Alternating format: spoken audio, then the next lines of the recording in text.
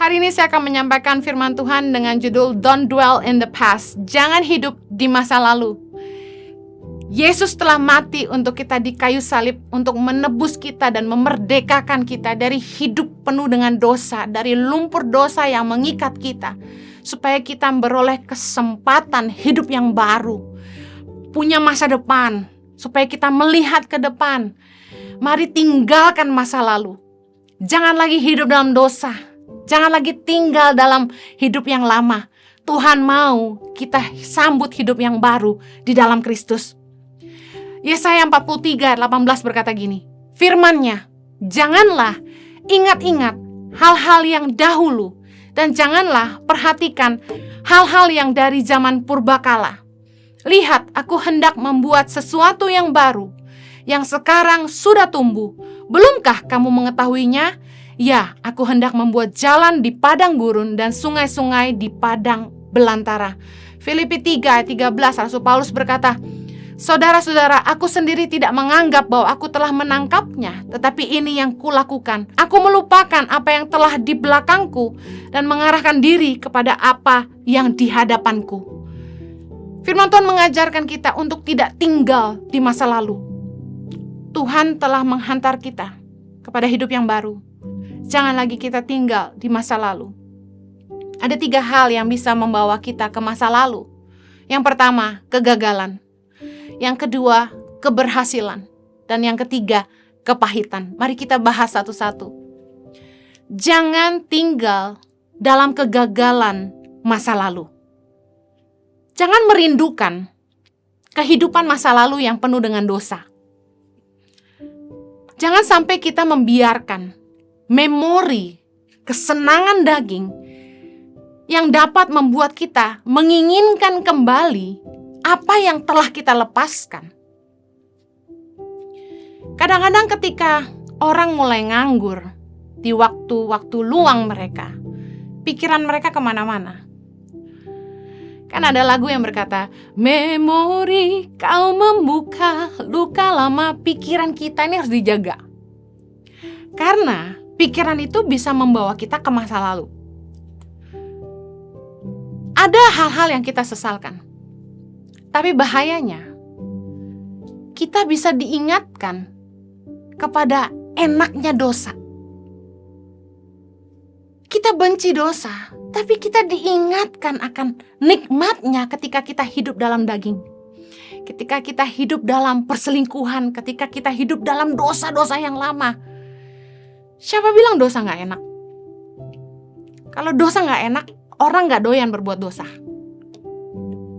Justru karena dosa itu enak, orang jatuh dalam dosa.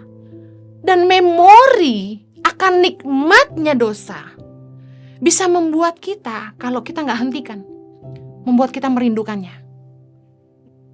Gak heran orang mulai merindukan pacar lama. Hati-hati. Jangan merindukan kehidupan masa lalu yang penuh dosa. Yeskiel 23:21 berkata begini, engkau menginginkan kemesuman masa mudamu, waktu orang Mesir memegang-megang dadamu dan menjamah-jamah susu kegadisanmu.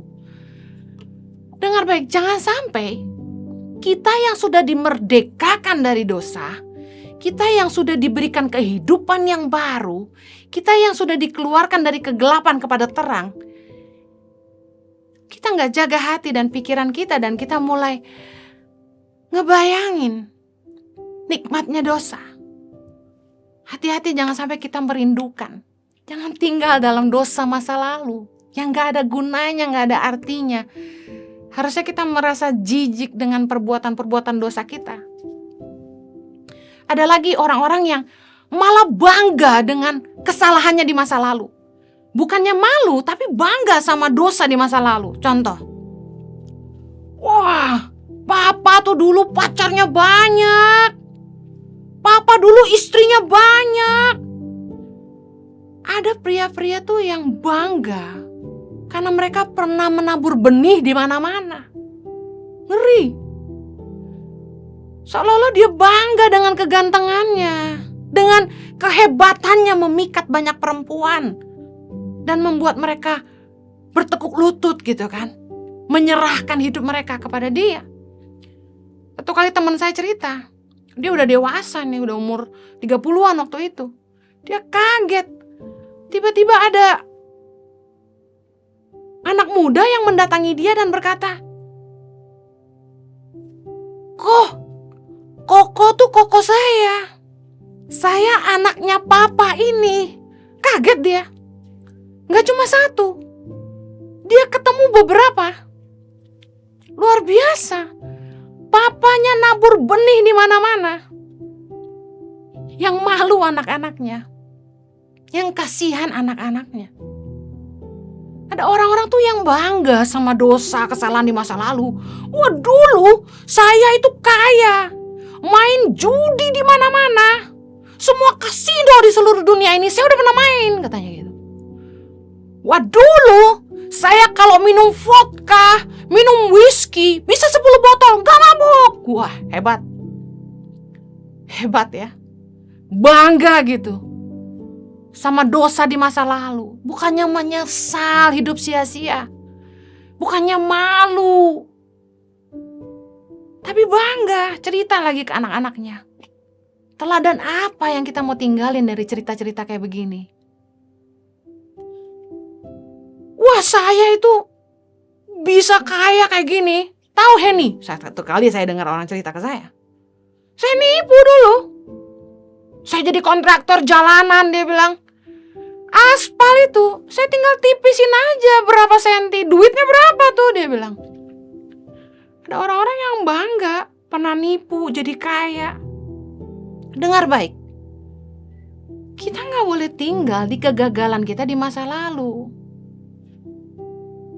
Jangan sampai kita bangga, bahkan merindukan kenikmatan dosa.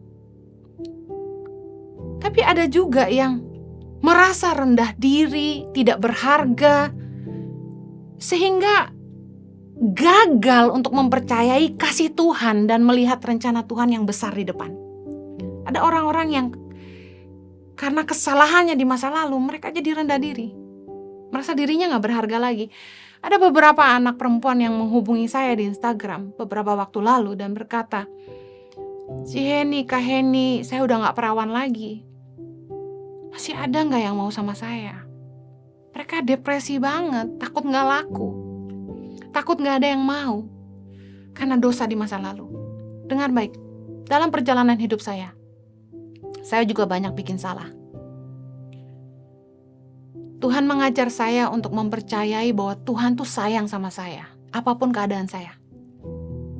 Kalau manusia tuh maunya terima kita dalam keadaan sempurna, Tuhan enggak. Tuhan itu pungut saya dari sampah, dari anak yang gak berharga bagi orang tuanya. Dan Tuhan kasih saya rencana yang besar bagi saya. Tuhan itu ngajarin saya untuk mempercayai bahwa Tuhan mau yang terbaik untuk saya. Percaya dan yakini bahwa seburuk apapun masa lalumu, Tuhan terima kamu apa adanya. Dan Tuhan itu pengen kamu menerima kasih-Nya. Percayalah bahwa Tuhan sayang sama kamu dan Tuhan punya rencana yang besar buat masa depanmu. Kamu gak kurang berharga buat Dia hanya karena kamu pernah hidup dalam dosa. Dengar baik. Justru karena kamu berharga, Yesus mati buat kamu. Tuhan itu mengajar saya untuk mempercayai bahwa Tuhan tuh mau yang terbaik untuk saya. Dan saya yakin Tuhan juga mau Anda percaya bahwa Tuhan tuh mau yang terbaik untuk hidup Anda. Jangan tinggal dalam kegagalan masa lalu. Ada trauma-trauma di masa lalu yang mempengaruhi penilaian kita terhadap segala sesuatu. Ada baiknya. Karena kita jadi orang yang lebih hati-hati, gak gampang percaya orang, lebih bijaksana. Ada hal-hal yang positif, tapi ada juga yang negatif. Trauma itu membuat kita membatasi diri untuk berbuat lebih. Orang yang tinggal di masa lalu, makanya sulit maju. Kenapa? Karena pengalamannya yang buruk di masa lalu, trauma-trauma di masa lalu yang akan selalu mempengaruhi penilaian dia. Judgment-nya terhadap segala sesuatu. Contohnya, kegagalan kita dalam hubungan membuat kita jadi pesimis. Kita menilai semua orang sama. Contoh, kalau Anda seorang wanita yang pernah disakiti oleh seorang laki-laki, Anda akan berkata gini, semua laki-laki sama. Padahal cuma gara-gara satu laki-laki. Semua laki-laki sama. Padahal cuma satu aja. Kita kalau udah pernah dilukai biasanya gitu, jadi judgmental, jadi pesimis. Kita nilai semua orang sama. Pernah dilukai satu gereja, udah kita cap semua gereja sama gitu kan. Tapi saya mau bilang gini, kalau Anda disakiti dalam hubungan dan Anda dikecewakan, saya mau bilang, ampuni. Kalau Anda tidak ngampuni, Anda akan tetap tinggal di masa lalu. Ampuni dan lupakan. Mana mungkin lupa ya? Kita punya memori. Bisa. Jangan diingat. Rugi. Kalau teringat, ya lepaskan. Tapi ampuni. Karena orang yang gak bisa ngampuni, yang akan terjebak di masa lalu. Jangan putus asa ketika kita gagal dalam hubungan. Coba lagi. Dunia gak selebar daun kelor, kata pepatah. Never lose hope. Berdoa sungguh-sungguh, Tuhan akan ketemukan dengan yang terbaik dari Tuhan. Jangan hidup dalam penyesalan. Katakanlah kita bikin dosa, kita udah terlanjur salah di masa lalu. Katakanlah anak gadis ada yang gak jadi perawan lagi gitu. Jangan hidup dalam penyesalan. Udah bangkit. Hidup benar, hidup kudus. Tuhan itu Maha Pengampun dan Tuhan tuh selalu kasih kita kesempatan. Jangan tinggal di dosa masa lalu yang membuat kita lemah, tertuduh, patah semangat. Apalagi bahaya ini, mengasihani diri sendiri. Orang yang mengasihani diri sendiri sulit menang. Pakailah kegagalan kita di masa lalu untuk menjadi pelajaran berharga yang membuat kita jadi lebih baik lagi. Pakai kegagalanmu jadi pijakan, bukan beban. Bangkit dan belajar dari situ. Jadi lebih baik, lakukan hal dengan lebih benar. Dan percayalah, Tuhan menyediakan masa depan yang penuh pengharapan. Yang kedua, jangan tinggal dalam keberhasilan masa lalu. Ada orang yang sukanya cerita tentang kesuksesannya di masa lalu. Padahal yang penting itu sekarang dan apa yang akan datang. Kita gak bisa mengubah masa lalu kita. Tapi kita bisa menentukan di mana kita mau berdiri hari ini dan kemana kita mau pergi. Percuma kita ngomongin masa lalu, oh gue hebat dulu, gue kaya dulu. Buat apa kita sukses, kaya di masa lalu kalau kita susah hari ini? Bangun dari mimpimu, jangan tinggal di masa lalu. Udah gak usah cerita, dulu saya kaya, dulu saya kurus, dulu saya terkenal. Yang penting itu sekarang. Pengkhotbah 7 ayat 10 berkata, janganlah mengatakan, mengapa zaman dulu lebih baik daripada zaman sekarang? Karena bukannya berdasarkan hikmat engkau menanyakan hal itu. Jangan fokus kepada kesuksesan di masa lalu. Karena Tuhan itu selalu membawa kita ke tempat yang lebih baik. Kalau kita hidup benar. Kalau kita mencari dahulu kerajaan Allah dan kebenarannya. Karena ada orang yang komplain gini, kayaknya dulu waktu hidup saya gak benar, saya diberkati tuh. Lalu kenapa waktu saya ikut Tuhan, saya jadi miskin? Ceritanya gini loh, hidup tuh kan tabur tuai. Tuhan ampuni dosa kita, tapi ada yang harus kita tuai kan dari taburan kita. Waktu kita memilih hidup benar, iblis juga gak seneng kan. Kita akan dihancurkan supaya kita kembali ke hidup lama. Kita akan diiming-imingi keinginan dunia, hawa nafsu, supaya kita jatuh. Yang pasti gini, kalau kita ninggalin hidup lama, kita ninggalin dosa, iblis gak seneng. Dia akan habisin kita juga. Tapi percayalah, kalau kita setia mempertahankan iman, kita tahu ada pengharapan di dalam Tuhan yang gak akan pernah mengecewakan. Tuhan akan pimpin kita kalau kita setia. Kadang-kadang tuh kenapa kita susah? Karena Tuhan tuh proses kita untuk belajar rendah hati. Tuhan tuh pengen bersihkan Mesir dari hidup kita. Mesir bicara hidup lama kita yang penuh dosa. Kekayaan yang kita peroleh dengan jalan yang tidak halal. Cara hidup tidak dalam kebenaran. Tuhan perlu bersihkan Mesir dari hidup kita. Dan karena itulah proses badai kehidupan merupakan salah satu cara Tuhan untuk merendahkan hati kita dan membersihkan hidup lama kita.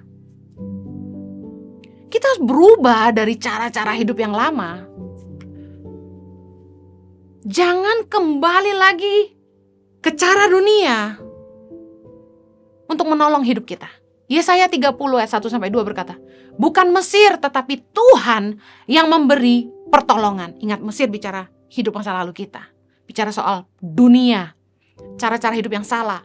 Yesaya 30 ayat 1-2 berkata begini, celakalah anak-anak pemberontak, demikianlah firman Tuhan, yang melaksanakan suatu rancangan yang bukan daripadaku, yang memasuki suatu persekutuan yang bukan oleh dorongan rohku, sehingga dosa mereka bertambah-tambah, yang berangkat ke Mesir dengan tidak meminta keputusanku, untuk berlindung pada Firaun dan untuk berteduh di bawah naungan Mesir. Jangan mencari pertolongan dari dunia. Waktu kita tuh punya kebutuhan, hati-hati jangan sampai kita lebih cinta uang daripada Tuhan. Berapa kali saya ditawari cara-cara yang tidak benar untuk memperoleh harta. Mereka tahu yayasan kami butuh uang. Datanglah orang-orang kepada kami, nggak cuma 2, menawarkan money laundry. Bagaimana kalau mereka transfer uang ke yayasan sekian miliar, yayasan boleh ambil sekian, sisanya kami harus store kembali ke rekening mereka. Berkali-kali saya tolak. Saya percaya kalau kita mau ditolong Tuhan, kita harus hidup dalam kebenaran. Kalau kita mau disertai Tuhan, kita harus menjauhi dosa yang justru memisahkan kita sama Allah. Jangan cari pertolongan dari dunia. Kita akan kecewa. Datang kepada Tuhan sumber hikmat, dan Tuhan yang sanggup buat mujizat, Tuhan yang sanggup menolong kita. Jangan pakai kekuatan kita sendiri. Menyerahlah kepada Tuhan. Jangan menipu, jangan kedukun, jangan menyuap orang. Udah jangan pakai cara-cara dunia.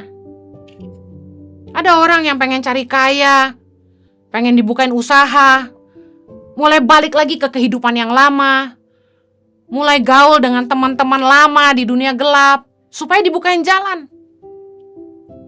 Dengar baik, Anda akan terperosok ke dosa yang lama, dan Anda akan kembali ke kehidupan yang lama. Jangan pernah cari pertolongan dari dunia, karena dunia itu kejam. Berharaplah kepada kasih karunia Allah yang memberikan nikmat dalam hidup kita dan kekekalan di kerajaan sorga. Yang ketiga, jangan tinggal dalam kepahitan masa lalu. Dalam perjalanan kekristenan saya tuh diajar Tuhan di awal-awal tuh justru untuk tidak menghakimi dan mengampuni orang yang bersalah. Satu kali saya simpan kepahitan kepada pemimpin saya. Saya keluar dari situ dan Roh Kudus bicara dengan begitu jelas buat saya.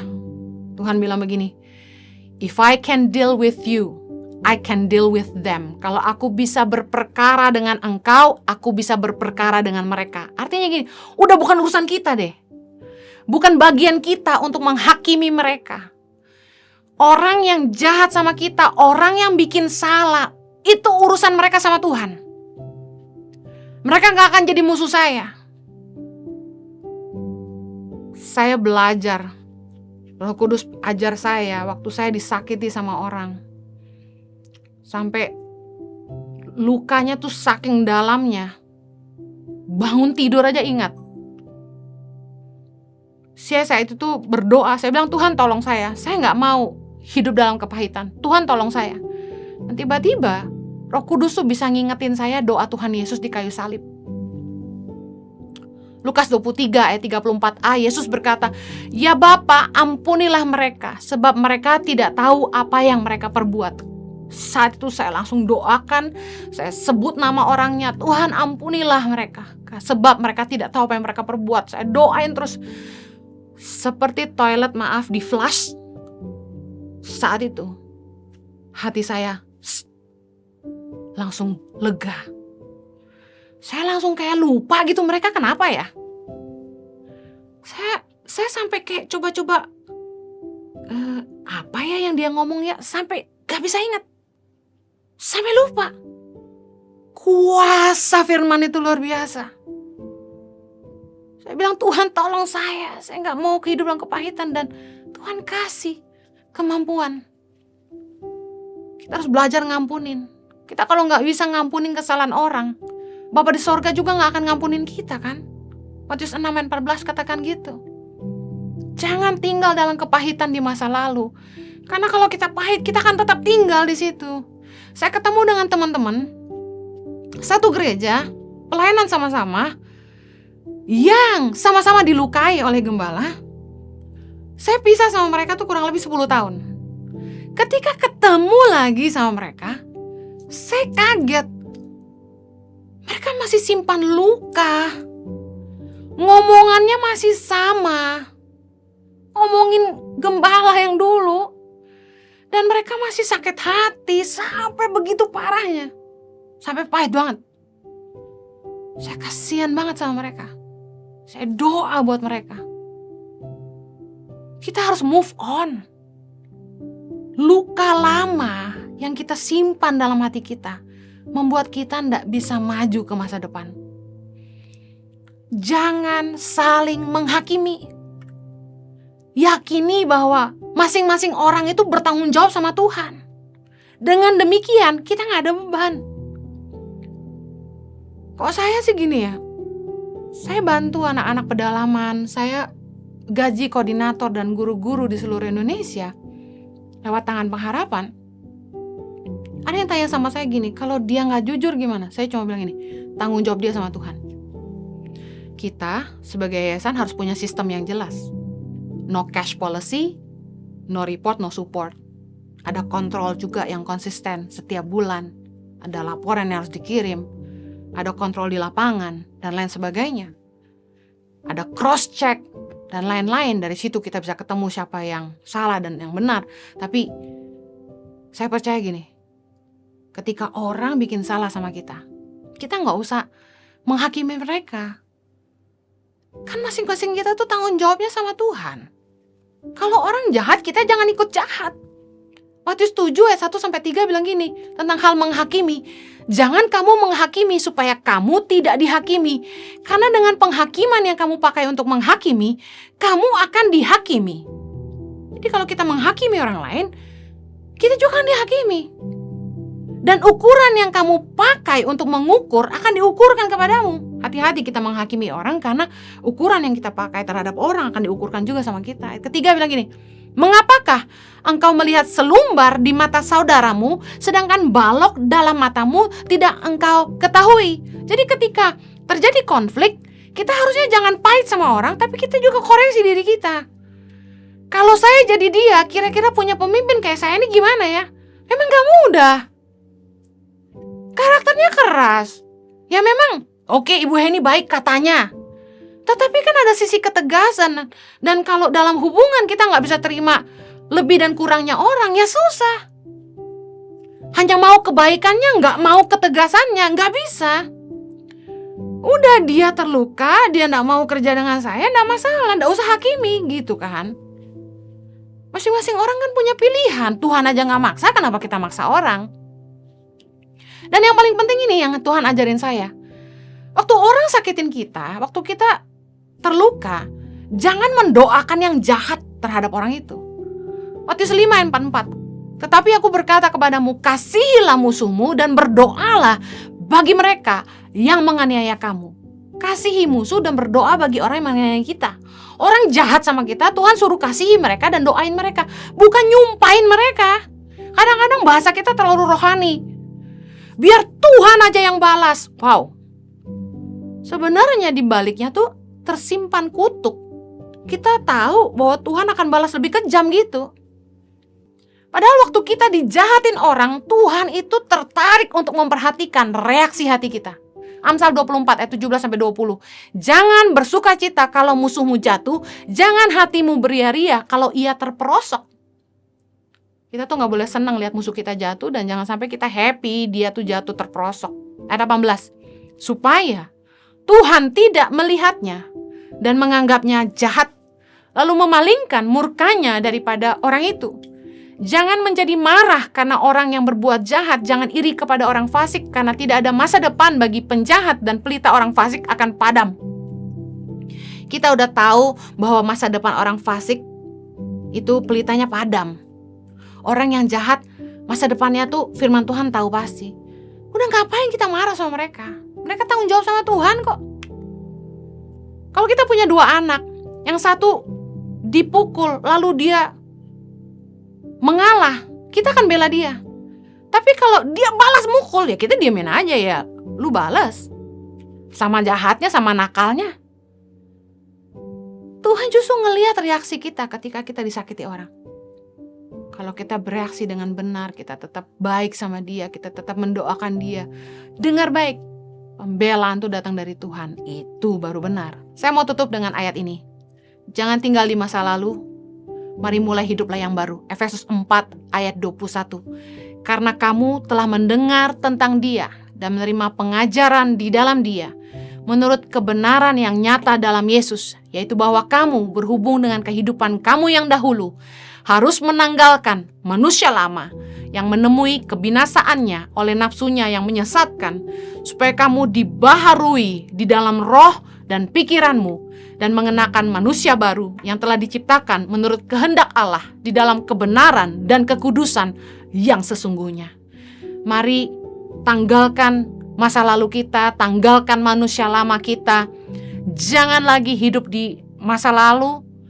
Tuhan sudah menyediakan kita masa depan yang penuh dengan pengharapan. Saya berdoa agar Anda boleh melupakan dan tidak tinggal di kegagalan masa lalu, di kesuksesan masa lalu, dan dalam kepahitan. Saya berdoa Anda menang dan Tuhan memberi Anda kehidupan yang jauh lebih baik dari sebelumnya. Mari kita berdoa. Bapa di sorga, hamba bersyukur buat kasih karunia-Mu dalam hidup kami. Kalau Tuhan boleh memberikan kami pengampunan dan juga kesempatan untuk hidup yang baru. Biarlah setiap kami boleh embrace, boleh hidup di dalamnya. Kami boleh terus berharap kepada Tuhan dan terus diubahkan dan dibaharui dari hari ke hari. Supaya kami punya pengenalan yang benar akan Tuhan. Dan Tuhan boleh senantiasa menuntun kami dan menyertai hidup kami. Terima kasih Bapa, menyerahkan umat-Mu ke dalam pimpinan-Mu dan kasih karunia-Mu. Demi nama Yesus kami berdoa. Amen. Have a blessed week. God bless you.